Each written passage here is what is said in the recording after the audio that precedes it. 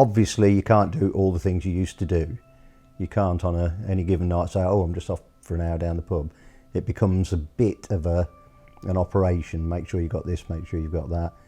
It slows you down, but it didn't stop us doing, as a family, things we did before. It didn't stop me doing. I still went to see bands.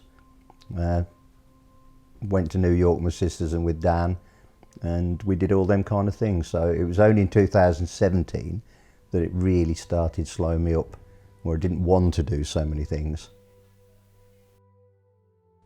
Although I'm nearly 60, I'm not old. And I think if I was old, 75 and withering, I think you're more likely to be patronised the older you are. I think when you're younger, I think I'm experiencing people just trying to be helpful.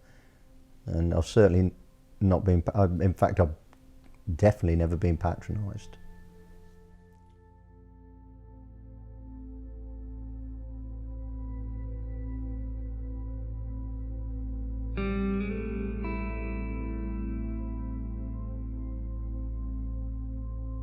So I was diagnosed pretty much exactly 6 years ago.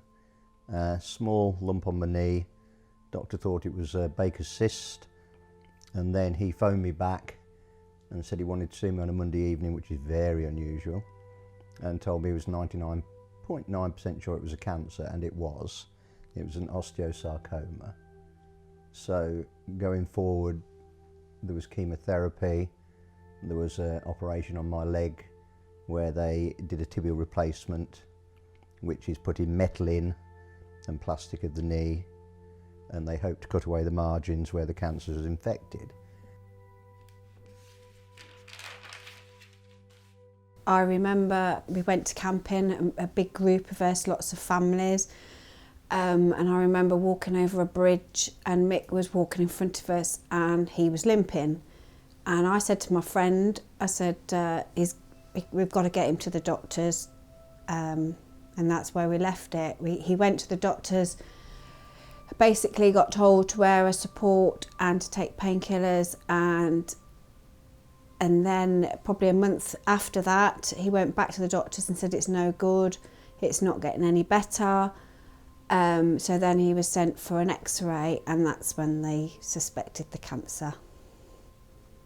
You still get out, I drive, I get around, I use crutches, I use wheelchair. Not yet done the mobility scooter.